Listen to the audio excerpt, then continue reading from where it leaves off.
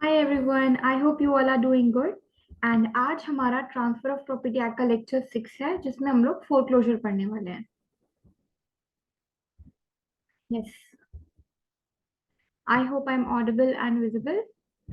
Yes, so आज हमारी class में हम फोरक्लोजर पढ़ेंगे। एंड कल की क्लास में हमने रिडेम्पशन कंप्लीट कर लिया था, और आज की क्लास में हम लोग फोरक्लोजर से डायरेक्टली स्टार्ट करते हैं। So without wasting any time, तो वी ऑल नो कि हमने कल जब रिडेम्पशन पढ़ा था, तो रिडेम्पशन में क्या होता है, कैसे होता है, हमने सारी उसकी फॉर्मेलिटीज पढ़ी। सो कल ही मैंने आपको फोरक्लोजर का भी एक आइडिया दे दिया था कि फोरक्लोजर क्या होता है, राइट। सो फोरक्लोजर का मैं एक बार फिर से आपको बता देती हूँ। हम एक एग्जांपल के थ्रू समझ लेते हैं कि फोरक्लोजर क्या होता है। तो फॉर एग्जांपल, ये ए है and this one person B. A is the mortgagor, B is the mortgagee, right.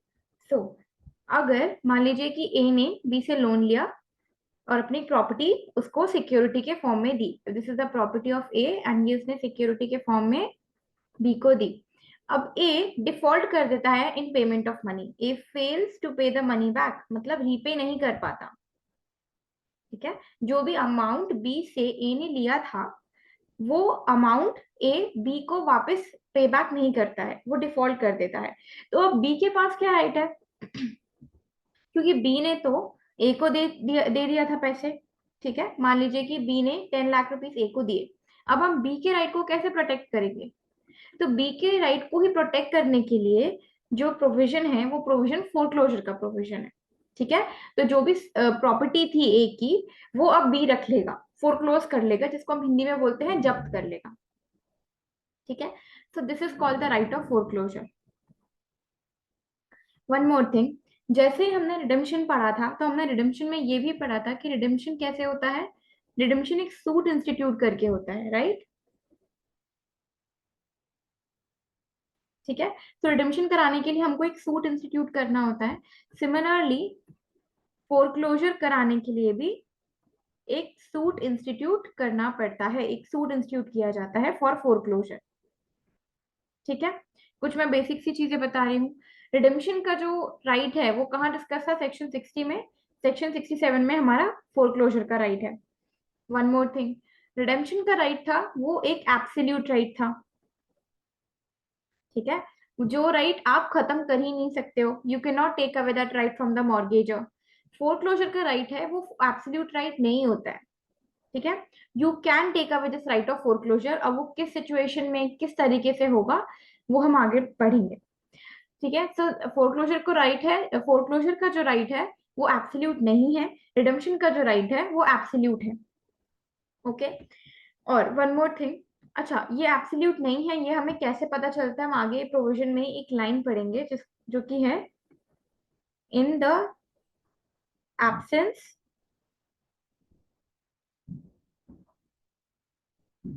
To the contract,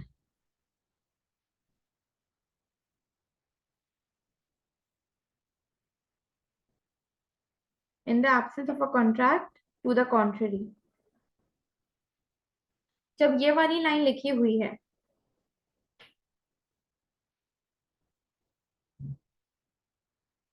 ठीक है, जब अगर ऐसी लाइन हो in the absence of a contract to the contrary, इसका मतलब क्या होगा? मैं आपको दिखा भी देती हूँ। ठीक है, आप यहाँ पे ये देखो लाइन।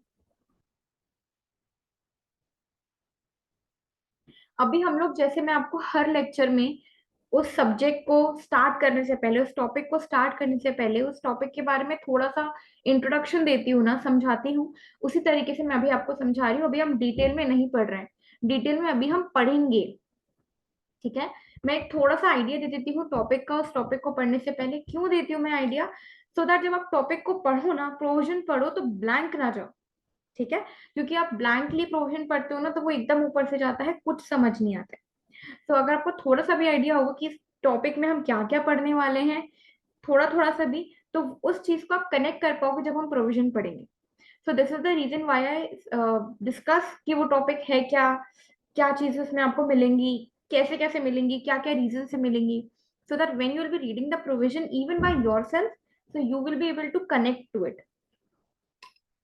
Okay,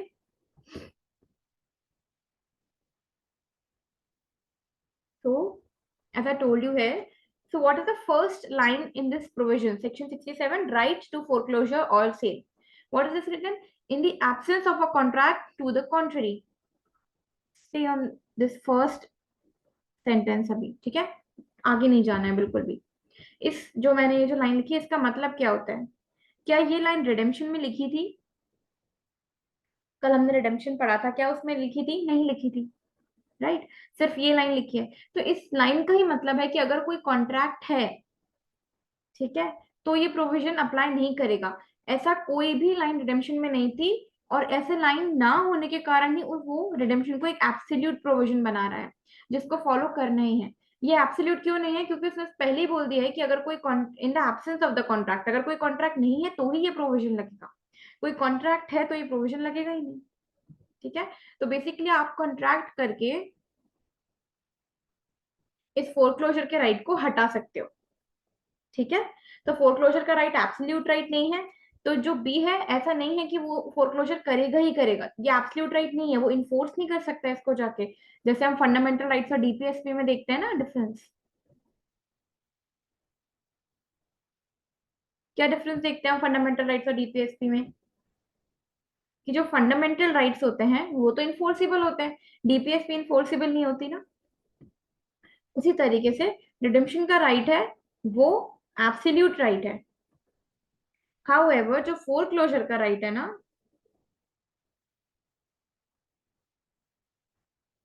वो एब्सोल्यूट राइट नहीं है. Just one second. और इसका रीजन भी क्या है? फोरक्लोजर का राइट जो है वो एब्सोल्यूट राइट क्यों नहीं है? बिकॉज ऑफ दिस लाइन कि in the absence of contract to the contrary. अगर कोई कॉन्ट्रैक्ट है तो ये सेक्शन अप्लाई नहीं करेगा.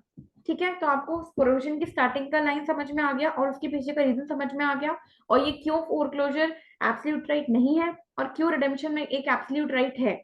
आई होप आपको इतना चीज समझ में आ गई होगी. नाउ फोरक्लोजर क्या होता है? देखिए, जिस तरीके से मैंने आपको बताया ना सूट फॉर रिडेम्पशन होता है, वैसे सूट फॉर फोरक्लोजर होता है, राइट? सूट फॉर रिडेम्पशन उसी तरीके से सूट फॉर फोरक्लोजर. तो ये सूट फॉर फोरक्लोजर और राइट ऑफ फोरक्लोजर क्या है? रिडेम्पशन की राइट को रोकने के लिए जो राइट होता है वो होता है राइट ऑफ फोरक्लोजर, या फिर जो रिडेम्पशन का सूट को रोकने के लिए जो सूट होता है वो होता है सूट फॉर फोरक्लोजर. ठीक है, आया समझ में? मैं फिर से रिपीट करती हूँ. राइट ऑफ रिडेम्पशन क्या होता है? मैंने आपको पहले बताया था कि जो अपनी प्रॉपर्टी मॉर्गेजर ने मॉर्गेजी को दी है उसको वापस लेने का, बहुत इजी एंड हिंदी टर्म्स में अगर हम बोले, उसको वापस लेने का जो राइट होता है वो राइट होता है right of redemption. Right to take back the property, right to take back the security, that is called the right of redemption. अब राइट ऑफ रिडेम्पशन के हमने कंटेंट्स में क्या पढ़ा था? पेमेंट जो है वो ड्यू हो जाना चाहिए, ठीक है, जो लोन है वो रीपे हो जाना चाहिए, और एक सूट इंस्टीट्यूट होना चाहिए. सूट फॉर रिडेम्पशन वो लेके आए, करेक्ट, हमने ये पढ़ा था. ठीक है, अब फोरक्लोजर का सूट क्या होता है? इस राइट को रोकने के लिए जो सूट लगाया जाता है वो है फोरक्लोजर. अब आप मान लीजिए कि अब इसको बहुत अच्छे से समझना, अगर हुआ तो मैं एक बार फिर समझा दूंगी. जस्ट सेकेंड, मैं आपको स्टार्टिंग में ही समझा देती हूँ प्रोविजन स्टार्ट करने से पहले, जैसे प्रोविजन पढ़ना बहुत आसान हो जाएगा, फिर प्रोविजन पढ़ने में कोई भी प्रॉब्लम नहीं जाएगी. प्रोविजन के टाइम में एक बार फिर बता दूंगी, एक स्टोरी की तरीके से इसको समझो आप. ठीक है, क्या है story? A is the mortgagor, B is the mortgagee. अब क्या हो रहा है यहाँ पे? ए ने एक अमाउंट लिया बी से, ठीक है, और ए ने अपनी प्रॉपर्टी मॉर्गेज करी, ठीक है, और उन्होंने बोला कि 1 जनवरी 2023 को मैं आपको ये अमाउंट रीपे कर दूंगा. ठीक है, तो ये फिक्स हुई रीपे करने की डेट कि इस दिन मैं पेमेंट आपको पूरा दे दूंगा वापस. अब इस दिन पेमेंट ड्यू हो गया, ठीक है, पर उसने रीपे नहीं किया. रीपे नहीं किया तो सूट फॉर रिडेम्पशन लेके नहीं आया. ठीक है, तो अगर 2 जनवरी को मॉर्गेजी क्या कर सकता है,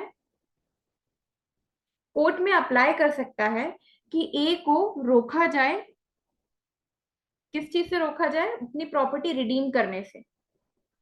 तो बिफोर, अब जैसे फोरक्लोजर में भी आपको ये चीज देखोगे कि पेमेंट ड्यू होना चाहिए, ठीक है। अब यहाँ पे रीपे अमाउंट नहीं होना चाहिए और सूट फॉर फोरक्लोजर होना चाहिए, ठीक है। तो क्योंकि इसने पेमेंट नहीं करा, तो बी क्या कर सकता है, दूसरे ही दिन क्या कर सकता है कि अगर ड्यू डेट आ गई है, रीपे नहीं हुआ है, तो एक सूट फॉर फोरक्लोजर लगा देगा, जिसमें वो कोर्ट से रिक्वेस्ट करेगा कि ए के राइट ऑफ रिडेम्पशन को रोका जाए क्योंकि उसने पेमेंट नहीं किया, ठीक है। आई बात समझ में, आगे हम प्रोविजन पढ़ेंगे, सारी चीजें बहुत क्लियर होंगी। अभी थोड़ा सा जितना समझ आ रहा है उतना समझ लो, ओके। सो जो फोरक्लोजर का सूट होता है ना, फोरक्लोजर का सूट, रिडेम्पशन के सूट को रोकने के लिए जो सूट लगाया जाता है उसको हम बोलते हैं फोरक्लोजर का सूट, ठीक है। ए को रिडेम्पशन से रोकने के लिए, अब रिडेम्पशन वो कभी भी सूट कर सकता है, ड्यू हो गया, ठीक है, अगर उसने रीपे कर दिया पर उसने सूट फॉर रिडेम्पशन नहीं लगाया है, ठीक है। तो यहाँ पे आपको ये तो चीज समझ में आ गई थी कि अगर जब तक वो रिडेम्पशन का सूट नहीं लगाएगा तो रिडेम्पशन पॉसिबल ही नहीं है। अगर उससे पहले उसने फोरक्लोजर का लगा दिया, ठीक है, तो फिर वो रिडेम्पशन के राइट को रोकने के लिए परमिशन लेगा, किससे, मॉर्गेजर। जो मॉर्गेजी होगा वो कोर्ट से परमिशन लेगा कि ए ने अभी तक, मॉर्गेजर ने अभी तक पैसे नहीं लौटाए हैं, आप इसके जो राइट है रिडेम्पशन का उसको रोको क्योंकि इसने पैसे नहीं लौटाए हैं, ठीक है। अब इसमें भी एक चीज होती है कि जब तक रिडेम्पशन का सूट पेंडिंग है, 1 सेकेंड मैं यहाँ पे मिटा देती हूँ इसको।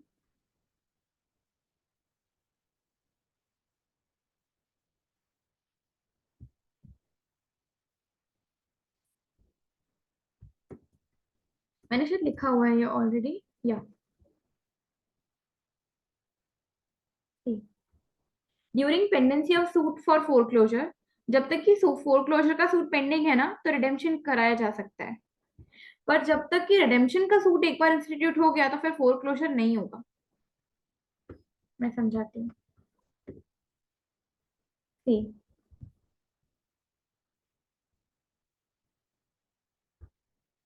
ठीक है। तो हमने क्या पढ़ा था कि पेमेंट ड्यू होना चाहिए रिडेम्पशन में, रीपेमेंट हो जाना चाहिए, और सूट फॉर फोरक्लोजर इंस्टीट्यूट हो जाना, सूट फॉर रिडेम्पशन इंस्टीट्यूट हो जाना चाहिए। तो अगर एक बार उन्होंने सूट फॉर रिडेम्पशन अप्लाई कर दिया ना, पेमेंट ड्यू की डेट आ गई, रीपे भी कर दिया, सूट लगा दी रिडेम्पशन के लिए, अब फोरक्लोजर का सूट नहीं लाया जा सकता क्योंकि ये सूट हो गया है पेंडिंग। तो अगर रिडेम्पशन का सूट पेंडिंग है तो उस बीच फोरक्लोजर का सूट नहीं लाया जा सकता। लेकिन अगर पेमेंट ड्यू हो गया है, ठीक है, और फोरक्लो और पेमेंट नहीं हुआ, और जो मॉर्गेजी है वो फोरक्लोजर का सूट ले आया, ठीक है, उस बीच रिडेम्पशन का सूट लगाया जा सकता है पेमेंट करके, क्योंकि ऑब्जेक्ट क्या है, पेमेंट ऑफ मनी है ना। सी, किसी का किसी से कोई यहाँ पे कोई क्रिमिनल मैटर तो है नहीं, पेमेंट ऑफ मनी है, आप पेमेंट कर दोगे मनी का, फोरक्लोजर का सूट कोई क्यों ही लाएगा। तो एक बार रिडेम्पशन की प्रोसेस स्टार्ट हो गई फिर आप फोरक्लोजर का सूट नहीं लाओगे क्योंकि पेमेंट हो गया है। अब यहाँ पेमेंट नहीं हुआ था इसलिए ये सूट फॉर फोरक्लोजर लाया जा रहा था। हम आगे देखते हैं, हमको आगे आगे समझ में होता जाएगा।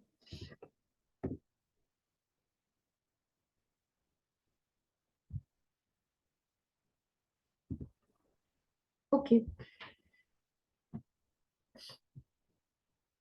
Now see, introduction. जैसे कि मैंने बोला, अ सूट टू स्टॉप और prevent the right of redemption is called a suit for foreclosure, ठीक है।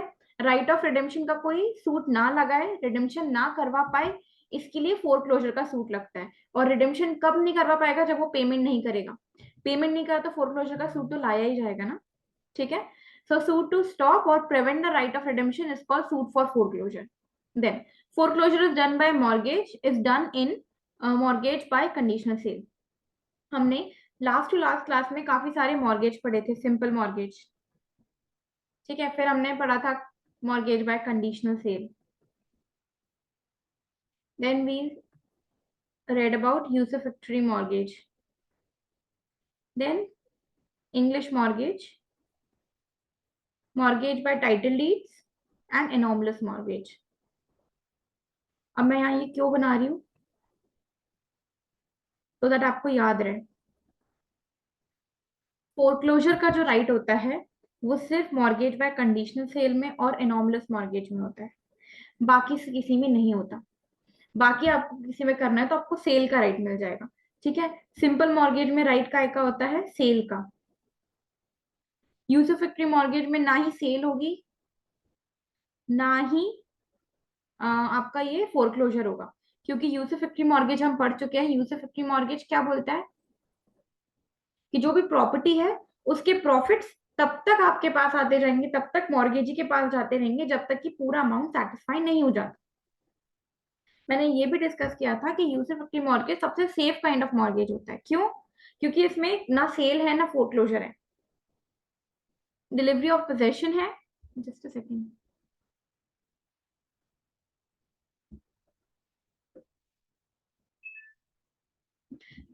हाँ, तो यूसुफैक्टरी मॉर्गेज में क्या है, डिलीवरी ऑफ पोजेशन है। क्यों है? सो दैट जो प्रॉपर्टीज है, जो भी प्रॉफिट्स आ रहे हैं, मैंने आपको हॉस्टल वाला एग्जांपल दिया था, वो सारे मॉर्गेज ही रखेगा और अपना अमाउंट सेटिस्फाई करेगा। जैसे ही अमाउंट सेटिस्फाई हो जाएगा वो प्रॉपर्टी रिलीज हो जाएगी। ठीक है, तो ये हमने यूसुफैक्टरी मॉर्गेज में किया था। देन इंग्लिश मॉर्गेज में हमने क्या पढ़ा था, इंग्लिश मॉर्गेज में तो एक तरीके की सेल ही होती है। टाइटल डीड्स में तो आपको पता है कि टाइटल, सिर्फ टाइटल डीड्स रखी जाती है, कॉमर्शियल पर्पस के लिए होता है। इनॉमिनस जो मॉर्गेज है, वो इन सब में से जो कोई भी मॉर्गेज नहीं होता वो इनॉमिनस मॉर्गेज होता है। तो जो प्रॉपर जो पार्टीज हैं वो अपना कॉन्ट्रैक्ट करके इसमें फोरक्लोजर का राइट लगा सकती हैं। तो आप बस इतना याद रखना कि कंडीशनल सेल, मैं यहाँ पे आपको मार्क कर देती हूँ, मॉर्गेज बाय कंडीशनल सेल, और दूसरा क्या, एनॉमलस मॉर्गेज, इन दोनों में फोरक्लोजर का सूट लगाया जा सकता है। बाकी सब में या तो सेल का होगा या दोनों का ही नहीं होगा, ऐसी कंडीशन रहती हैं। ठीक है, so foreclosure is done in mortgage by conditional sale and anomalous mortgage. और फोरक्लोजर क्या होता है, एक सूट जो कि मॉर्गेजर को स्टॉप करता है या प्रिवेंट करता है प्रॉपर्टी को रिडीम करने से। क्यों और सिर्फ क्यों रिडीम करने से वो रोक रहे हैं, क्योंकि पेमेंट नहीं हुआ है। क्योंकि उसके अलावा अगर आपको याद हो, हमने रिडेम्पशन के जो एक्सेप्शन देखे थे वो दो ही थे। By the act of parties, मतलब कि पार्टीज ने कोई कॉन्ट्रैक्ट किया हो, या तो मॉर्गेज डीड में ही लिखा हो, या फिर नोवेशन कोई नया कॉन्ट्रैक्ट कर लिया हो उसी की जगह, जिसमें उन्होंने ये बात बोल दी हो कि राइट ऑफ रिडेम्पशन नहीं होगा, या फिर by the decree of court. Act of parties, decree of court, सिर्फ यही दो एक्सेप्शन चलते हैं रिडेम्पशन के। ठीक है, और यहाँ पे वो क्यों रोक रहे हैं रिडेम्पशन करने से, क्योंकि उस ड्यू डेट पे पेमेंट नहीं हुई है। पेमेंट नहीं हुई, अब वो रिडेम्पशन को रोक लेगा और सूट फॉर फोरक्लोजर लगाएगा, जिससे कि अब वो रिडेम्पशन ना करवा पाए। ठीक है, ये क्यों होता है, सो दैट हम बेसिकली जो टाइम है ना, टाइम को हम एसेंस मान के उस टाइम पे, ड्यू डेट पे पेमेंट कर पाए। अब अगर वो फोरक्लोजर का सूट नहीं लेकर आ रहा है, 2 महीने बीत गए, 3 महीने बीत गए, पैसे नहीं दिए, तो कोर्ट फिर इंटरफेयर थोड़ी ना करेगा, ये मॉर्गेजी का राइट है, उसको एक्सरसाइज करना चाहिए। अब वो एक्सरसाइज ना करे, वो एक्सरसाइज करे, वो अगले दिन ही एक्सरसाइज कर दे, ये सब उसके राइट्स हैं, वो अपने अकॉर्डिंगली एडजस्ट करेगा। ओके, तो अब हम पढ़ते हैं। अगर अभी तक कुछ भी नहीं समझ में आया हो ना, तो अब आ जाएगा, डोंट वरी।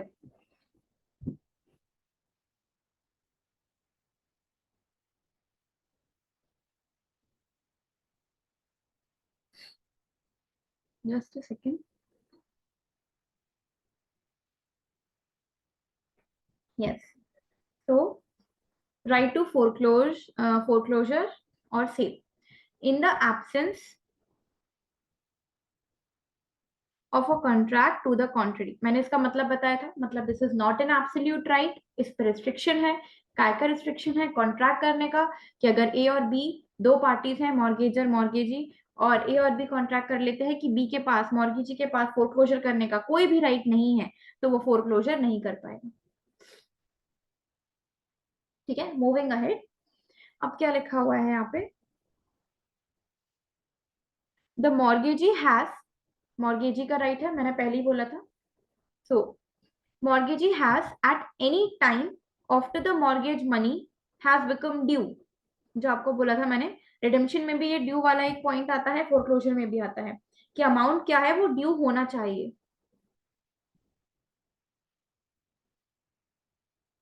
ठीक है, due to him and before a decree has been made for redemption of mortgage property.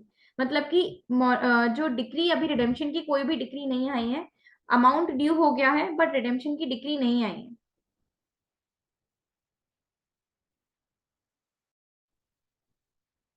Yes, so amount due हो गया है बट रिडेम्पशन की अभी डिक्री नहीं आई है। Before a decree has been made for the redemption of the mortgage property और the mortgage money has been paid or deposited as hereinafter provided। तो इन्होंने कंडीशंस क्या दिया आप ये देख रहे हो। सबसे पहली कंडीशन क्या बोली है कि अमाउंट ड्यू हो जाना चाहिए। दूसरा क्या बोल रहा है, and before a decree has been made for redemption, redemption की डिक्री अभी नहीं आई है ऑफ द मॉर्गेज प्रॉपर्टी और the mortgage money has been paid और डिपॉजिटेड। ठीक है, तो पैसे पे नहीं हुए हैं ना ही डिपॉजिट। अच्छा, पेड और डिपॉजिटेड मतलब क्या होता है, क्या अंतर है दोनों में। हैव यू एवर थॉट, जैसे इससे पहले अपने प्रोविजन में देखा होगा, मनी हैज बीन पेड और money has been deposited, what is the difference between both. Anybody knows, अगर पता है तो you should comment and tell me. ठीक है, पता है तो चलो मैं बता देती हूँ। खैर, पेड एंड डिपॉजिटेड क्या होता है, इन दोनों में अंतर क्या होता है। पे किसको होता है, डायरेक्टली उस पर्सन को पे होता है। ठीक है, डिपॉजिटेड क्या होता है, deposited in court. Very simple. ठीक है, वैसे आपने और वर्ड देखे होंगे, पेड और टेंडर्ड, पेड और डिपॉजिटेड। सिर्फ पेड ही यूज करते ना, अगर उनको सिर्फ एक ही चीज बोलना होता कि पे करना है, तो पे, डिपॉजिट, टेंडर, ये अलग अलग वर्ड्स क्यों यूज हो रहे हैं, इनका मीनिंग अलग अलग है इसीलिए।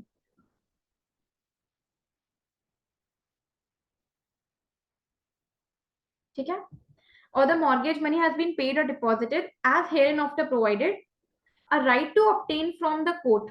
ठीक है, और डिक्री, कोर्ट से हम ऑब्टेन करेंगे एक decree, that the mortgagor shall be absolutely debarred, मतलब हम उसको हटा रहे हैं, रिस्ट्रिक्ट कर रहे हैं, डीबार कर रहे हैं of his right to redeem, उसकी प्रॉपर्टी को रिडीम करने के राइट को, और a decree that the property be sold.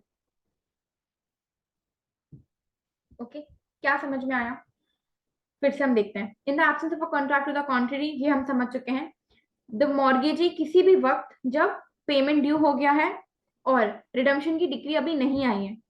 ठीक है, कोई भी रिडेम्पशन की डिक्री अभी नहीं आई है और the mortgage money has been paid और डिपॉजिटेड। ठीक है, या फिर जो मॉर्गेज मनी है वो पे नहीं हुआ है, डिपॉजिट नहीं हुआ है, तो मॉर्गेजी के पास क्या राइट है कि वो कोर्ट से, जैसे कि मैंने अभी बोला था, तो वो कोर्ट से क्या ऑब्टेन कर सकता है, एक डिग्री, कि मॉर्गेजर को एब्सोल्युटली रोका जाए। जो मैंने बोला था ना कि फोरक्लोजर का सूट क्या होता है, मॉर्गेजर के राइट ऑफ रिडेम्पशन को रोकने के सूट को हम सूट फॉर फोरक्लोजर कहते हैं।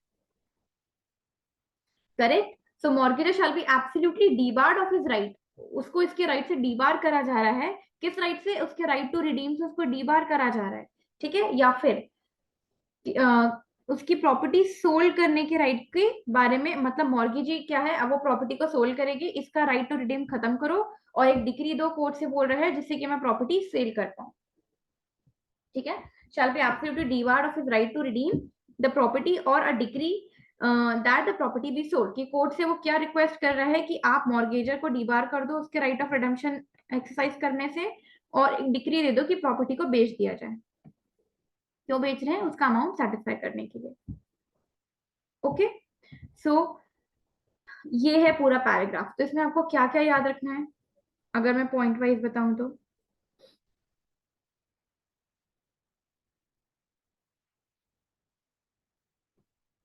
Due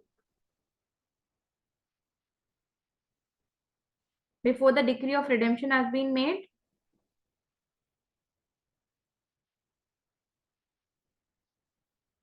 before the money has been paid or deposited, right to obtain from court what, एक डिक्री कि मॉर्गेजर को एब्सोल्युटली डीबार किया जाए of his right to redeem,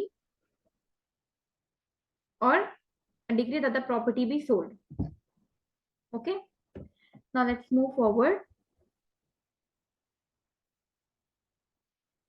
Now, a suit to obtain a decree that the mortgagor shall be absolutely debarred of his right to redeem the property is called suit for foreclosure. अब suit for foreclosure को define किया गया है. तो पहले वाले paragraph और इस पैराग्राफ में क्या अंतर है? यहाँ पे वो क्या कर रहे हैं?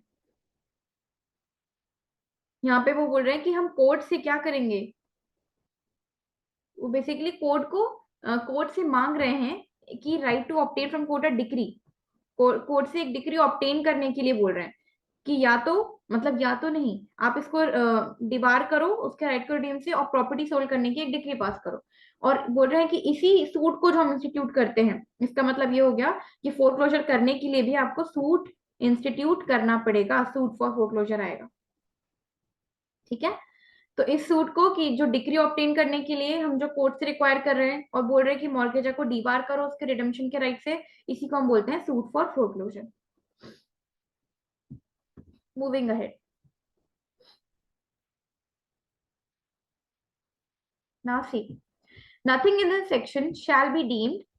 अब ये कुछ पैराग्राफ से इंपॉर्टेंट है, अच्छे से ध्यान से पढ़ लीजिए. ठीक है, to authorise any mortgagee other than a mortgagee by conditional sale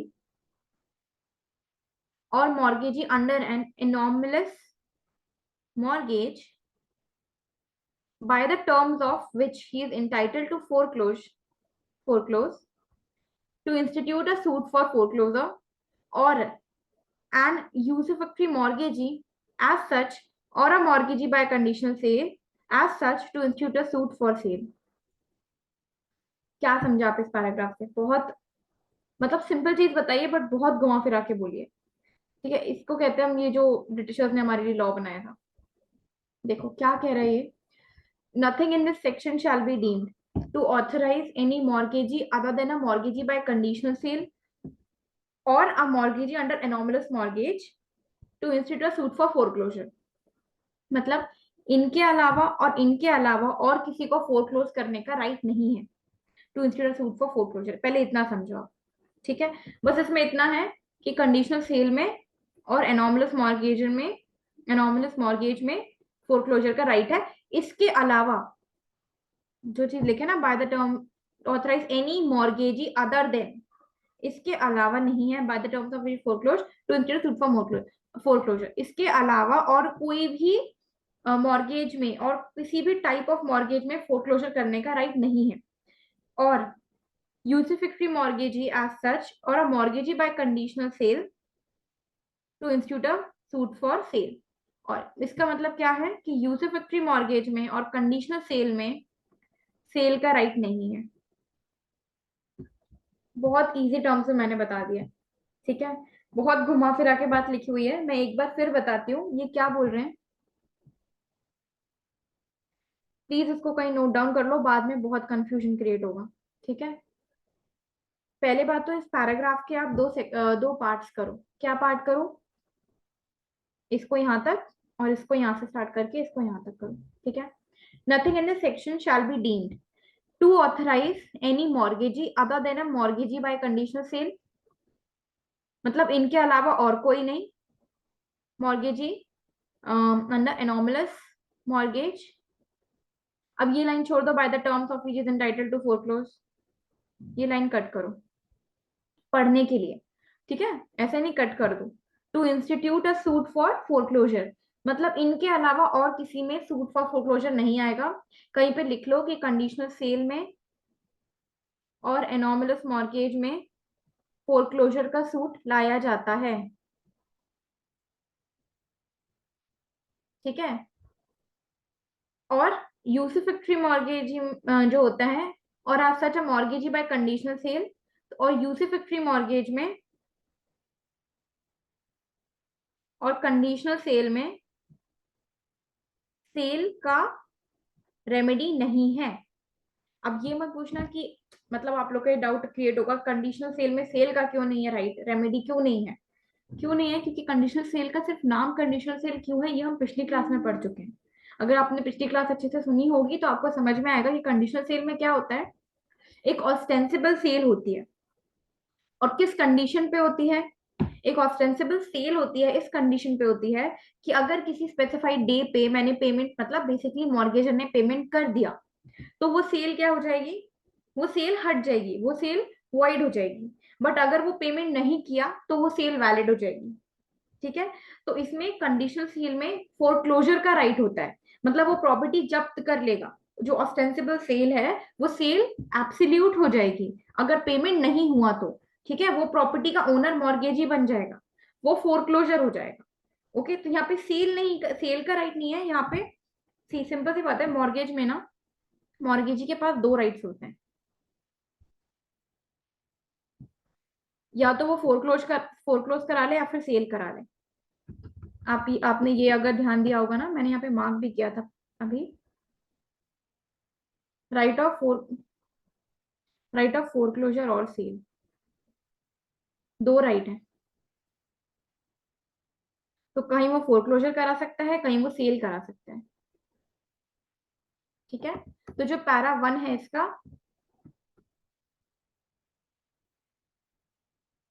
वो बहुत क्लियरली क्या कह रहा है कि यूसुफैक्ट्री मॉर्गेज में और मॉर्गेज बाय कंडीशनल सेल में सेल का राइट नहीं होता। यूसुफैक्ट्री में क्यों नहीं होता? क्योंकि प्रॉपर्टी डेफिनेटली उसके जो जब तक प्रॉफिट्स हैं वो तब तक मॉर्गेजी के पास जाएंगे जब तक कि मॉर्गेज अमाउंट जो है, मॉर्गेज मनी जो है, वो पूरा सेटिस्फाई नहीं हो जाता। तो इसमें सेल की और फोरक्लोजर की बात ही नहीं है। कंडीशनल सेल में सेल नहीं होती, फोरक्लोजर होता है। कि जो ऑस्टेंसिबल सेल है, जो दृश्यमान सेल है, जो कि दिख रही है, जो कि है नहीं, वो एब्सोल्यूट हो जाएगी अगर पेमेंट नहीं हुआ तो। मतलब ओनर कौन बन जाएगा? मॉर्गेजी बन जाएगा, मतलब वो फोरक्लोजर हो रहा है। कंडीशनल सेल में हुए, मैं वही बोला जो मैंने, फोरक्लोजर होता है। और एनोमलस में तो कॉन्ट्रैक्ट जो होता है, जो डीड होती है, वो लोग अपने जो पार्टीज हैं वो अपने हिसाब से करते हैं, है ना? इसलिए राइट इट समवेयर, ये दोनों पॉइंट्स। ओके, ये दोनों और फिर ये दोनों।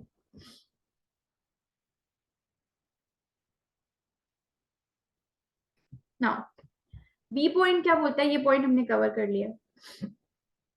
Now, to authorize a mortgager who holds the mortgagee's rights as his trustee और लीगल रिप्रेजेंटेटिव। ऑथराइज किसको करना है? मॉर्गेजर को, जो होल्ड क्या कर रहा है? मॉर्गेजी को राइट्स, मॉर्गेजीज की ही राइट को, कैसे? उसके ट्रस्टी बन के या उसका एलआर बन के। And who may sue for a sale of the property to institute a suit for foreclosure. अच्छा, मैं आपको ये चीज समझाती हूँ, यहाँ स्पेस है तो मैं आपको यहाँ समझा देती हूँ। ठीक है,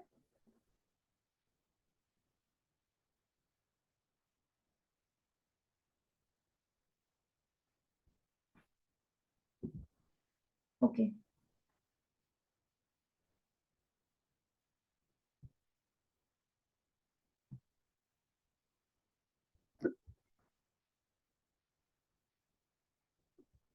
ठीक है, फॉर एग्जाम्पल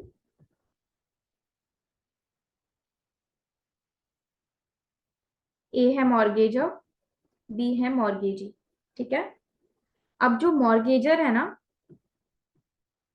वो मॉर्गेजी का क्या है? या तो वो ट्रस्टी है या फिर वो एलआर है।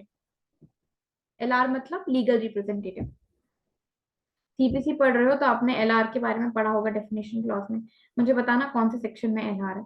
लीगल रिप्रेजेंटेटिव की अच्छी खासी डेफिनेशन है, और जुडिशरी के पर्पज से इंपॉर्टेंट है। हमारे सब्जेक्ट के लिए, सेबी के लिए उतना इंपॉर्टेंट नहीं है, बट हाँ डेफिनेटली जुडिशरी में बहुत पूछा जाता है, कहीं की भी जुडिशरी हो all over India. Now so जो मॉर्गेजर है, वो मॉर्गेजी का क्या है? ट्रस्टी है या फिर क्या है? एलआर है, लीगल रिप्रेजेंटेटिव है। तो यहाँ पे क्या लिखा हुआ है कि to authorise a mortgager who holds the mortgagee's right as a trustee or legal representative and who may sue for the sale of property। तो अब क्योंकि वो क्या है? मॉर्गेजर क्या है? वो मॉर्गेजी का ट्रस्टी या एलआर है, तो उसके पास क्या राइट होगा? स्यू करने का फॉर सेल ऑफ प्रॉपर्टी। देखो एक सिंपल सी बात है ना, अभी एक जनरल देखो कि अगर एक मॉर्गेजर होता, एक मॉर्गेजी होता, ठीक है, और अगर मॉर्गेजर जो है वो डिफॉल्ट करता पेमेंट में, ठीक है, पेमेंट वो नहीं करता, डिफॉल्ट करता, तो मॉर्गेजी के पास क्या राइट होता? कि वो सूट फॉर फोरक्लोजर लगाता या फिर मॉर्गेज के अकॉर्डिंगली सेल करने का सूट फॉर सेल लगाता, ये राइट होता मॉर्गेजी का, राइट। तो मॉर्गेजी या तो खुद करता या फिर मॉर्गेजी का ट्रस्टी या फिर लीगल रिप्रेजेंटेटिव क्या करता है, मॉर्गेजी के बिहाफ पे सूट फाइल करता ए के अगेंस्ट में। मॉर्गेजी का लीगल रिप्रेजेंटेटिव बी जो मॉर्गेजी है उसके बिहाफ में ए के अगेंस्ट सूट फाइल करता। एलआर क्या होता है, एलआर बेसिकली रिप्रेजेंट करता है, लीगल रिप्रेजेंटेटिव जो है वो उस पर्सन जिसका वो लीगल रिप्रेजेंटेटिव है उसको रिप्रेजेंट करता है। मान लो या सी है जो बी का एलआर है, तो फिर सी जो है वो ए के अगेंस्ट सूट फाइल करता कि सूट फॉर सेल फाइल करता कि इसकी प्रॉपर्टी को बेची जाए, और इसकी प्रॉपर्टी जो बिकती फिर वो इसी के पास आती, एलआर के पास आती, मतलब बेसिकली बी का रिप्रेजेंटेटिव है ना वो। तो ये क्या प्रोविजन बोल रहा है कि जब जो मॉर्गेजर है वो ही यहाँ पे मॉर्गेजी का ट्रस्टी हो गया या एलआर हो गया, तो क्या वो खुद के against suit for foreclosure file करेगा? अगर सूट फॉर फोरक्लोजर होगा तो क्या प्रॉपर्टी उसकी खुद की प्रॉपर्टी वो खुद जब्त करेगा? खुद की प्रॉपर्टी वो खुद कैसे जब्त करेगा? आप समझो ना, ये सी यहाँ पे है, ठीक है, ये ए नहीं है, ये सी है। सी बी का मॉर्गेजर भी है और सी बी का ट्रस्टी या फिर एलआर भी है। तो अगर सी डिफॉल्ट करता है पेमेंट में, ठीक है, तो suit for sale of property क्या सी अपने ही प्रॉपर्टी के अगेंस्ट लेकर आएगा? ये क्वेश्चन होता है, right. So if mortgagor is a trustee और legal representative of the mortgagee and he has a right to sell, then इसके पास यहाँ पे फोरक्लोजर का राइट नहीं होगा, सिर्फ और सिर्फ राइट टू सेल होगा,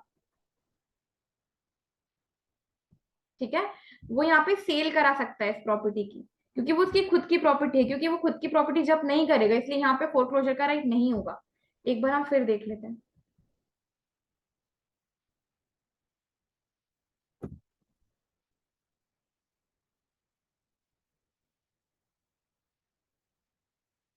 To authorize a mortgager who holds the mortgagee's rights as a trustee or legal representative, ठीक है, इतना समझ में आ गया कि मॉर्गेजर क्या है, वो मॉर्गेजी का ट्रस्टी है या फिर लीगल रिप्रेजेंटेटिव है। And who may sue for the sale, और वो सेल के लिए स्यू करेगा प्रॉपर्टी के लिए, to institute suit for foreclosure. तो अब आप इसको बताओ कैसे पढ़ोगे, आप ये वाला पोर्शन पढ़ोगे, रुको मैं आपको हाईलाइट करके बताती हूँ कि इसको आपको इजीली कैसे समझना है, क्योंकि ये लैंग्वेज है, कुछ भी नहीं लिखा है इसमें, बट ये लैंग्वेज इतनी घुमा फिरा के लिखी है ना। Nothing in this section shall be deemed to authorise a mortgagor who holds mortgagee's right as a trustee or LR legal representative to institute a suit for foreclosure। बस इतना जितना मैंने हाईलाइट करा ना, आप इतना पढ़ो आपको समझ में आ जाएगा। अब ये लाइन इजी हो गई है कि इस सेक्शन में कोई भी चीज मॉर्गेजर को ऑथराइज नहीं करती, क्या नहीं करती, ऐसे मॉर्गेजर को जो कि मॉर्गेजी के राइट को एज अ ट्रस्टी या फिर एलआर होल्ड कर रहा है, क्या ऑथराइज नहीं कर रहा है ऐसे मॉर्गेजर को कि वो सूट फॉर फोरक्लोजर लेकर आए। इसका मतलब वो क्या लेकर आएगा, सेल के लिए। इस लाइन में ये चीज ऑलरेडी मेंशन्ड है इसके पहले वाली लाइन में, and who may sue for a sale of property, ठीक है।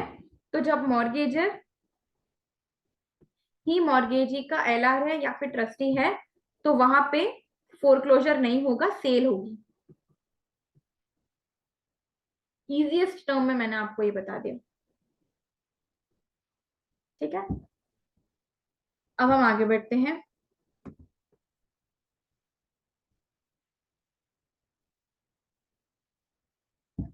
To authorise the mortgagee of a railway canal और other work in the maintenance of which public are interested. ये सारे हम प्रोविजंस पढ़ रहे हैं, ठीक है, ये पूरे पूरे प्रोविजंस है, अभी मैंने अपने कंटेंट स्टार्ट भी नहीं किए हैं, हम पूरा बेरैक सेंट्रिक जा रहे हैं क्योंकि क्वेश्चंस बेरैक सेंट्रिक ही बनते हैं। आपको आपसे वहां ये नहीं उम्मीद किया जा रहा है कि आप पूरी बुक्स पढ़ के आओ, आप जाके कॉन्ट्रैक्ट की तो पांग्या पढ़ के आओ या फिर टीपीए की अवतार सिंह पढ़ के आओ, ऐसा कुछ भी नहीं है। आपके जो क्वेश्चन होंगे वो बेरैक सेंट्रिक होंगे, इसलिए हम बेरैक पढ़ रहे हैं, ठीक है ना। To authorize the mortgage of a railway canal or other work in the maintenance of which public has interest is to institute a suit for foreclosure or sale। बहुत सिंपल मैं बोल रही हूँ, जो भी ऐसी प्रॉपर्टी है जिसमें पब्लिक इंटरेस्टेड है, पब्लिक प्रॉपर्टी है या पब्लिक इंटरेस्टेड है, या फिर स्पेसिफाई कर दिया यहाँ पे रेलवे कैनाल, ठीक है, मॉर्गेजी। अच्छा, मॉर्गेजी क्यों लिखा है? क्योंकि फोरक्लोजर किसका राइट होता है? मॉर्गेजी का। तो आप मॉर्गेजी को ही रोकोगे ना फोरक्लोजर सेल करने से। तो जब वो जो प्रॉपर्टी है वो रेलवे कैनाल की प्रॉपर्टी है, या फिर ऐसी कोई प्रॉपर्टी है जो कि पब्लिक प्रॉपर्टी या फिर पब्लिक इंटरेस्टेड है, तो ऐसी प्रॉपर्टी का ना ही फोरक्लोजर होगा ना ही सेल होगा। क्यों? क्योंकि वो गवर्नमेंट प्रॉपर्टी है। ठीक है, गवर्नमेंट प्रॉपर्टी अगर कोई ऐसी है, गवर्नमेंट प्रॉपर्टी है या पब्लिक इंटरेस्टेड है, तो उसका आप ना ही फोरक्लोजर करा पाओगे ना ही सेल करा सकते हो। क्यों नहीं करा सकते? सिंपल सी बात है, पब्लिक इंटरेस्टेड है ना। तो आप कैसे उसको जब्त करोगे? आप एक सिंपल सी बात बताओ, एक गवर्नमेंट ऑफिस है, भले ही वो गवर्नमेंट ऑफिस जो है वो किसी इंडिविजुअल का है, ठीक है, जो कि मॉर्गेजर है। ठीक है, अगर मॉर्गेजर इन केस हम मान लेते हैं गवर्नमेंट मॉर्गेजर है यहाँ पे,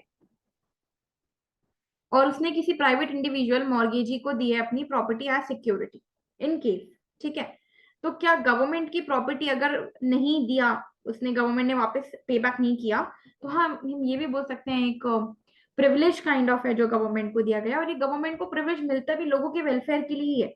गवर्नमेंट खुद प्रिविलेज का क्या करेगी, राइट? तो ये जितने भी प्रिविलेजेस है ना, ये वेलफेयर के लिए ही होते हैं। तो ये नहीं सोचना कि गवर्नमेंट को ऐसा प्रिविलेज क्यों, प्राइवेट इंडिविजुअल को प्रिविलेज क्यों नहीं है, क्योंकि गवर्नमेंट हमारे लिए ही एक्ट करती है। इंडियन कॉन्स्टिट्यूशन में आप पढ़ोगे तो ये बहुत बहुत अच्छा प्रिंसिपल है। हम डीपीएसपी जब पढ़ते हैं तो हम ये सारी चीजों के बारे में बात करते हैं, ठीक है। तो यहाँ पे फॉर एग्जाम्पल अगर गवर्नमेंट है और वो मॉर्गेजर है और उसने अपनी प्रॉपर्टी एक प्राइवेट इंडिविजुअल को मॉर्गेज करी है, तो अगर गवर्नमेंट उस टाइम पे पे बैक नहीं करती है लोन, तो गवर्नमेंट प्रॉपर्टी इस इंडिविजुअल की प्रॉपर्टी नहीं बन जाएगी। तो क्योंकि इस प्रॉपर्टी का ना ही फोरक्लोजर होगा ना ही सेल होगा। आप और किसी तरीके से रिपेमेंट कर सकते हो, बट फोरक्लोजर सेल नहीं हो सकता गवर्नमेंट प्रॉपर्टी का। ठीक है, ऐसे तो जितनी भी गवर्नमेंट प्रॉपर्टीज है वो क्या सब प्राइवेट इंडिविजुअल के पास चली जाएंगी। ठीक है, सो ये इसलिए गवर्नमेंट को ये एक तरीके का प्रिविलेज दिया गया है। जैसे आप सीपीसी में पढ़ते हो सेक्शन 80 नोटिस, गवर्नमेंट के अगेंस्ट अगर कोई भी सूट फाइल करना है तो पहले आपको 3 मंथ का नोटिस देना पड़ेगा। ठीक है, 362 सॉरी 361 इंडियन कॉन्स्टिट्यूशन में जो आर्टिकल दिया गया है वो प्रेसिडेंट, राज प्रमुख, गवर्नर, इनके प्रिविलेजेस हैं। 105 of the Indian constitution parliamentary privileges दिए गए। तो ऐसे कुछ प्रिविलेजेस दिए जाते हैं। ओके, नाउ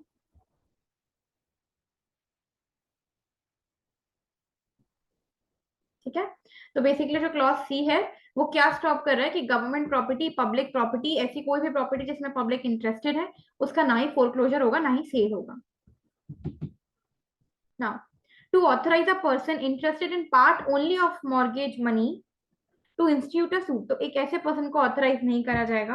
अच्छा, ये वाली लाइन सब में आ रही हो कि nothing in this section shall be deemed. Now to authorise a person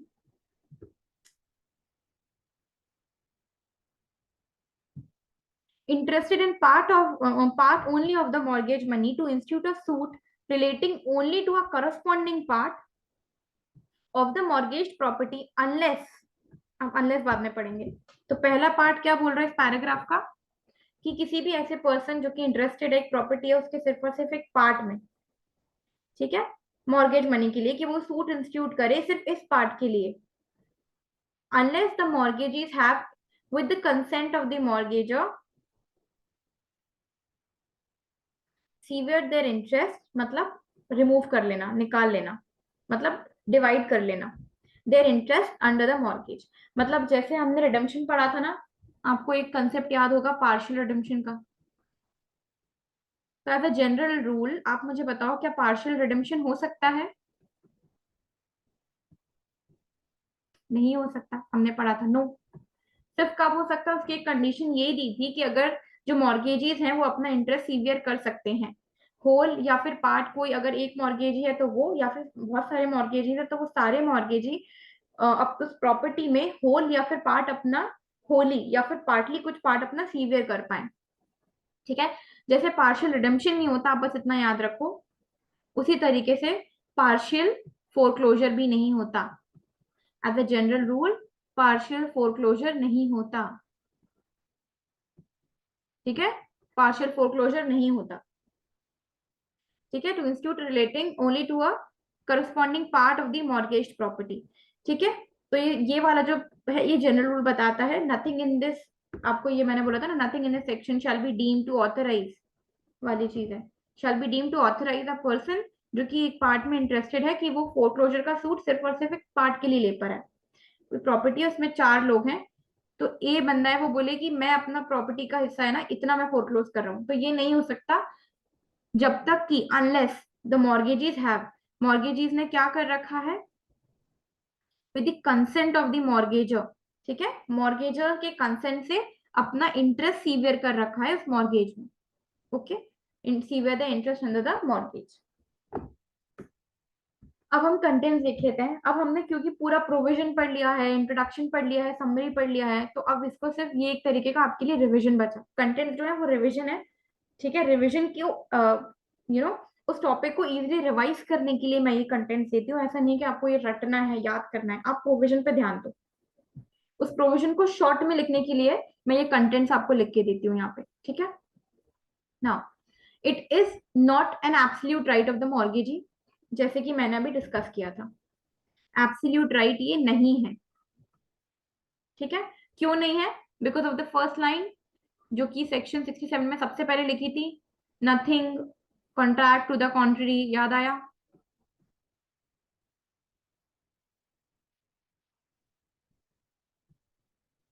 इसके लिए नाउ अ लॉफुल मॉर्गेज होना जरूरी है। लॉफुल मॉर्गेज नहीं होगा तो आप किस बेसिस पे सूट फॉर रिडम्पशन या फिर सूट फॉर फोरक्लोजर लेकर आओगे? अच्छा, एक प्रिंसिपल है एडमिनिस्ट्रेटिव लॉ का, क्रिमिनल लॉ में भी कई बार फॉलो होता है। पर्सन शुड, जो प्लेंटिफ है, ठीक है, जो प्रोसिक्यूशन है, should come with clean hands, tort में भी पढ़ा जाता है। जो सूट फाइल कर रहा है वो तो क्लीन हैंड से आए। आपने लॉ मॉर्गेज ही गलत किया है, फिर आप सूट फॉर रिडेम्पशन लगाओगे या सूट फॉर फोरक्लोजर लगाओगे, ये लगेगा ही नहीं, क्योंकि आपका मॉर्गेज ही अनलॉफुल है। तो mortgage properly with due procedure follow होना चाहिए, ठीक है। प्रॉपर एक प्रोसीजर फॉलो होना चाहिए उसके लिए। तो it is not an absolute right नहीं है, एक लॉफुल मॉर्गेज होना इंपॉर्टेंट है। पेमेंट ऑफ अमाउंट ड्यू, ठीक है। Then suit for foreclosure is to be filed before payment is not made, suit for redemption is filed. तो payment नहीं हुआ है और सूट फॉर रिडम्पशन अभी तक फाइल नहीं हुआ है, मैंने यहाँ लिखा है ना before, before the payment is made, before the payment is made and before the suit for redemption is filed. Payment होने से पहले, रिडम्पशन का सूट आने से पहले सूट फॉर फोरक्लोजर लाना पड़ेगा, ठीक है। वही चीजें हैं, शॉर्ट में लिखे। ओके, नाउ कमिंग टू जो डिफरेंस, हमने अभी तक जितनी भी चीजें पढ़ी हैं उसका डिफरेंस देख रहे हैं।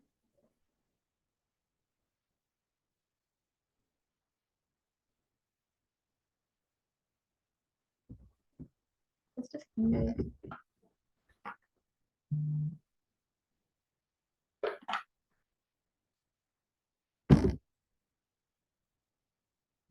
तो रिडेम्पशन में हमको पता है कि रिडेम्पशन किसका राइट है, मॉर्गेजर का राइट है, पॉइंट वन डिफरेंस, ठीक है। फोरक्लोजर किसका राइट होता है, मॉर्गेजी का राइट होता है, ठीक है।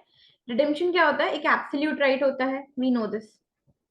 फोरक्लोजर क्या होता है कि एब्सोल्यूट राइट नहीं होता है। क्यों मैं बार बार ये चीज बोल रही हूँ, उसके कारण, ठीक है।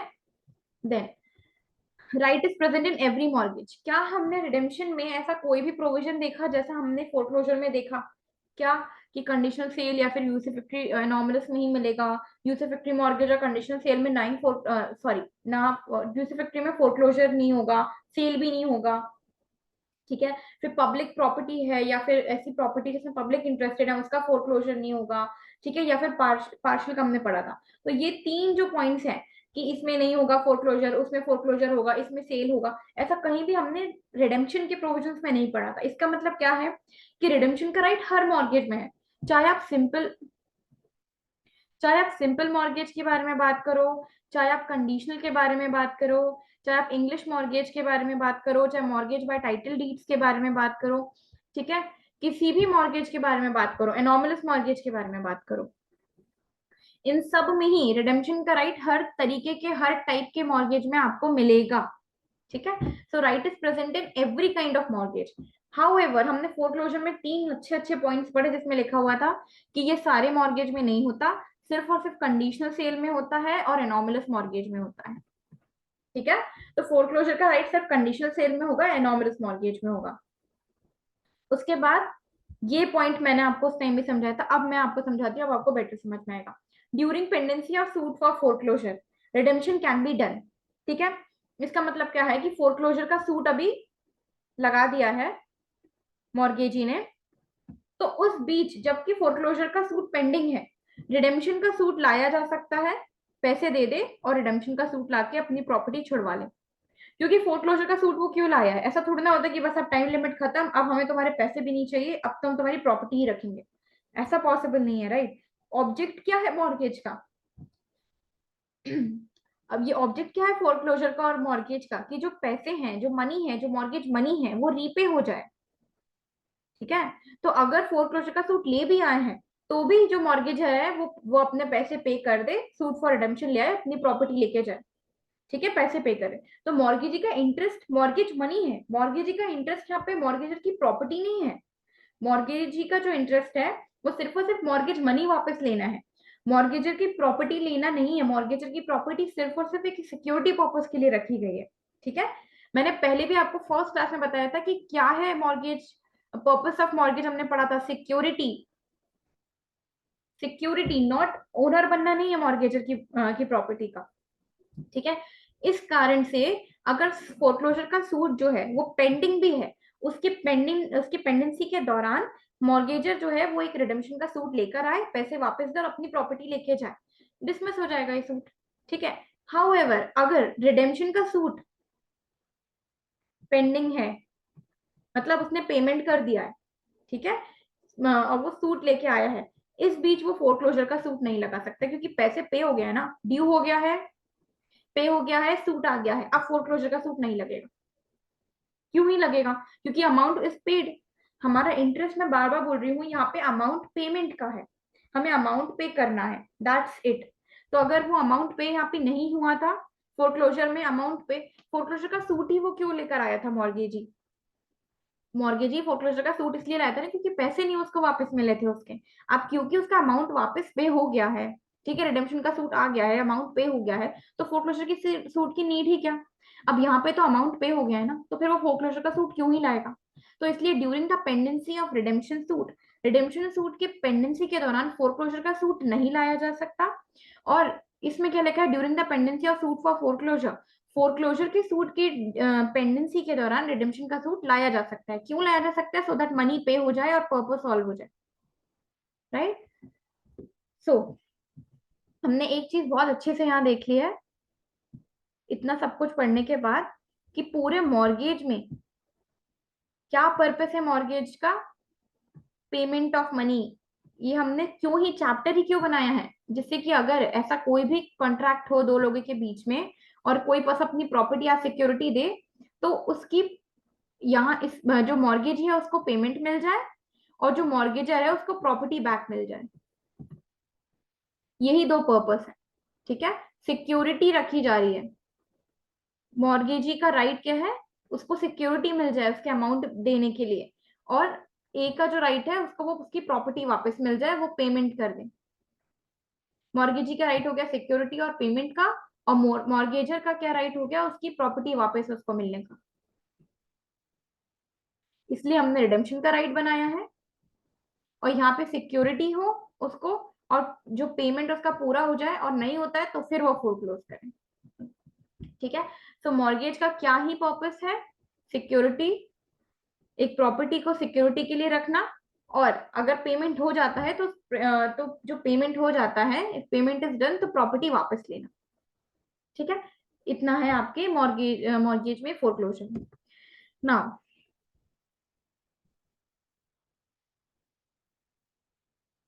छोटी सी सिमिलैरिटीज हैं, ये हम देख लेते हैं। दोनों मॉर्गेज और क्या कहते हैं हम, फोरक्लोजर में हमने डिफरेंसेस तो देख ही लिए है ना। क्या क्या डिफरेंस है कि यहाँ पे ये मॉर्गेजर का राइट है, मॉर्गेजी का राइट है, ये एब्सोल्यूट राइट है, नॉट एब्सोल्यूट राइट है। देन ये सारे ही मॉर्गेज में प्रेजेंट होता है, ये सब में नहीं होता, सिर्फ कंडीशनल सेल और एनोमलस मॉर्गेज में होता है। During pendency of foreclosure redemption को लाया जा सकता है, during pendency of redemption suit foreclosure का सूट नहीं लाया जा सकता।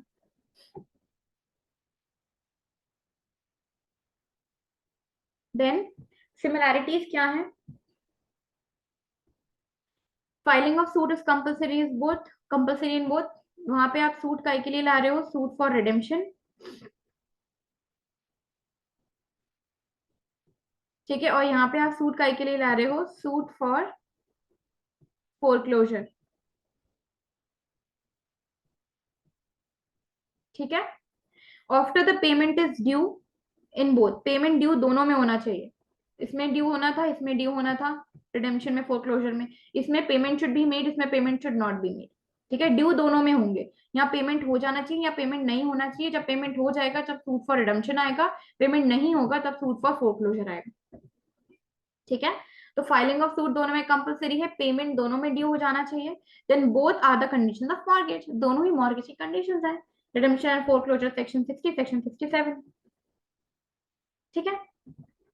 सो here we are done with foreclosure और रिडेम्पशन, दोनों दोनों बहुत इंपॉर्टेंट टॉपिक्स है। अगर मॉर्गेज में कोई चीज आपको अच्छे से आनी चाहिए तो वो है टाइप्स ऑफ मॉर्गेज, रिडेम्पशन और फोरक्लोजर। बाकी सारे प्रोविजन है, छोटे छोटे प्रोविजन है, उतने इंपॉर्टेंट नहीं है, बट इसकी समझ होना बहुत इंपॉर्टेंट है, ठीक है। अगर आपको मॉर्गेज में ये नहीं आता, बाकी सब आता है, तो फिर किसी काम का नहीं है, क्योंकि बाकी सारे प्रोविजंस मॉर्गेज के रिडेम्पशन और फोरक्लोजर पे बेस्ड होते हैं। ओके, नाउ हाँ, एक ये चीज है, ये हमने कल के क्लास में मैंने आपको बोला था कि रिडेम्पशन का जो राइट है उसमें हमने मिस कर दिया था, तो हम इस क्लास में कवर करेंगे। तो बेसिकली क्या है, person who may sue for redemption, ये बहुत छोटा सा, इसमें कुछ भी नहीं है। देखिए सेक्शन 60 जो है वो बात करता है रिडेम्पशन के बारे में, और रिडेम्पशन का राइट वो किसका बताता है? मॉर्गेजर का। अभी हम अभी भी पढ़ के आ रहे हैं कि रिडेम्पशन का राइट किसका है? मॉर्गेजर का है। अब सेक्शन 91 क्या है? और भी ऐसे लोगों के बारे में नाम बताता है, persons who may sue for redemption, जो और भी ऐसे लोग हैं जो कि रिडेम्पशन का राइट रखते हैं, जो कि रिडीम करा सकते हैं प्रॉपर्टी को। तो पहली बात तो मॉर्गेजर की प्रॉपर्टी है तो मॉर्गेजर ही रिडीम कराएगा ना, ये सेक्शन 60 में दिया गया है। सेक्शन 60 में सिर्फ मॉर्गेजर का राइट बताया गया है, सेक्शन 91 में ये और लोग हैं जिनका राइट बताया गया है रिडीम करने का। तो हम देख लेते हैं वो कौन कौन लोग हैं। Besides the mortgagor any of the following persons में रिडीम बिसाइड्स द मॉर्गेजर, मतलब ये सेक्शन 60 को हटा नहीं रहा है, मॉर्गेजर तो करेगा ही, उसके बिसाइड, उसके अलावा और कौन है? एनी ऑफ द फॉलोइंग, इनमें से कोई भी पर्सन रिडीम करा सकते हैं या फिर सूट इंस्टीट्यूट कर सकते हैं रिडेम्पशन का मॉर्गेज प्रॉपर्टी के लिए। नेमली, अब पहला कौन है? Any person.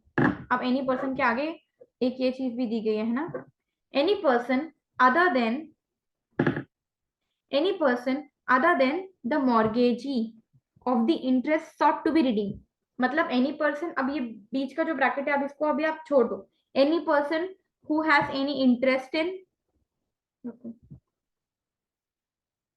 कोई भी पर्सन जिसको इंटरेस्ट हो या फिर जिसका चार्ज हो प्रॉपर्टी के ऊपर जो कि मॉर्गेज प्रॉपर्टी है, और इन और upon the right, the right to redeem the same.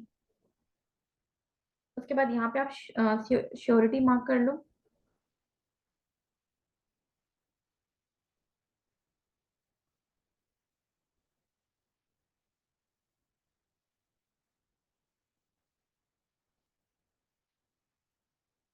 अगर इस सेक्शन को मैं, पूरे सेक्शन को 4 वर्ड्स में बोलूंगी ना, तो बस मैं इतना लिखूंगी कि कोई भी पर्सन जिसका इंटरेस्ट या चार्ज हो, पर्सन हैविंग इंटरेस्ट और चार्ज, श्योरिटी, क्रेडिटर, बस इतनी ही सेक्शन में। कि सेक्शन 60 में मॉर्गेजर का राइट था, सेक्शन 91 में किसका राइट है? ऐसे पर्सन का जिसका इंटरेस्ट है या चार्ज है मॉर्गेज प्रॉपर्टी पे, या फिर जो कि श्योरिटी है मॉर्गेजर का, या फिर जो कि क्रेडिटर है मॉर्गेजर का, ठीक है। अब ये राइट मॉर्गेजी को कभी नहीं मिलेगा, मॉर्गेजी रिडीम नहीं करा सकता other than mortgagee of the interest sought to be redeem, मतलब एनी पर्सन जिसका इंटरेस्ट या चार्ज हो लेकिन मॉर्गेजी रिडीम नहीं कर। How can mortgagee redeem, right? Mortgagee एक अलग पर्सन है, मॉर्गेजर एक अलग पर्सन है। अगर वो इस बात को मेंशन ना भी करते तो भी समझ में आ रहा था कि राइट ऑफ रिडेम्पशन मॉर्गेजर का राइट है, मॉर्गेजी का राइट नहीं है। तो other than mortgagee of interest sought लिखने का कोई नीड नहीं थी, ठीक है। तो any person, where is the cursor? Yeah, any person who has any interest, तो कोई भी पर्सन जिसका इंटरेस्ट है प्रॉपर्टी में, मॉर्गेज प्रॉपर्टी के बारे में बात हो रही है, या एनी पर्सन जिसका चार्ज है प्रॉपर्टी पे, ठीक है, मॉर्गेज और इन और upon the right to redeem the same, या फिर श्योरिटी, या फिर क्रेडिटर, ठीक है, surety of the payment of mortgage debt और एनी पार्ट देयर ऑफ। तो जो भी पर्सन मॉर्गेज जो मॉर्गेज डेट है उसका श्योरिटी बना हुआ है या एनी पार्ट का, और दूसरा जो भी क्रेडिटर है मॉर्गेजर का, who has in a suit for administration of his state obtain a degree for, तो ऐसा क्रेडिटर जिसके पास डिग्री है सेल की, मतलब मॉर्गेज प्रॉपर्टी सेल होकर क्रेडिटर को मिलनी है, ठीक है। इतना नहीं है, बस इतना याद रखना, क्रेडिटर,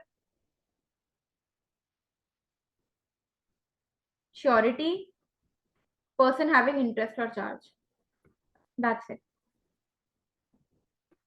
ठीक है। और सेक्शन 60 में मॉर्गेजर का है और बाकी सेक्शन 91 में इन तीन का है। So that's all for today. So we are done with redemption, we are done with foreclosure. I hope आपको आज की क्लास में सब समझ में आया होगा, and very less time is left for exam. I think बहुत कम टाइम बचा हुआ है. So study well and yeah. So one thing I would like to tell you that please बहुत कम टाइम है.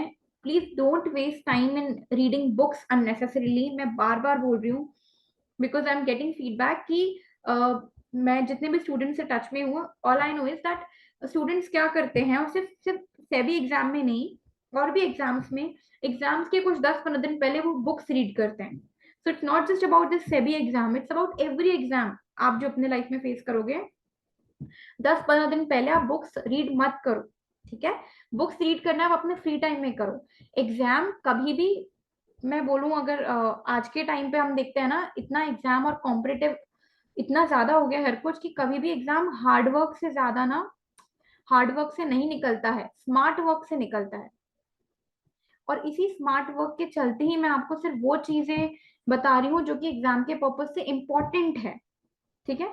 हमारे एग्जाम में वैसे ही अगर हम देखें तो जो वेटेज है वो कौन से लॉस का ज्यादा रहता है, जो बैंकिंग वाले लॉज होते हैं, ठीक है. इसमें भी टीपीए में अननेसेसरी स्मॉल प्रोविजंस जो कि इंपॉर्टेंट नहीं होते हैं, जो बाकी एग्जाम्स में इंपॉर्टेंट नहीं होते, तो सेबी में कैसे इंपॉर्टेंट होंगे. सेबी बहुत ज्यादा आपको इन डेप्थ जाके नहीं पूछता है, बेसिक चीजें वो आपसे चाहते हैं कि आपको बेसिक चीजें पता हो, ठीक है. तो आप स्मार्ट वर्क करो, जो भी इंपॉर्टेंट चीजें हैं वो चीजें कवर करो, जितना मैं पढ़ा रही हूँ उतने पे ध्यान दो, and please please please stick to the bare act,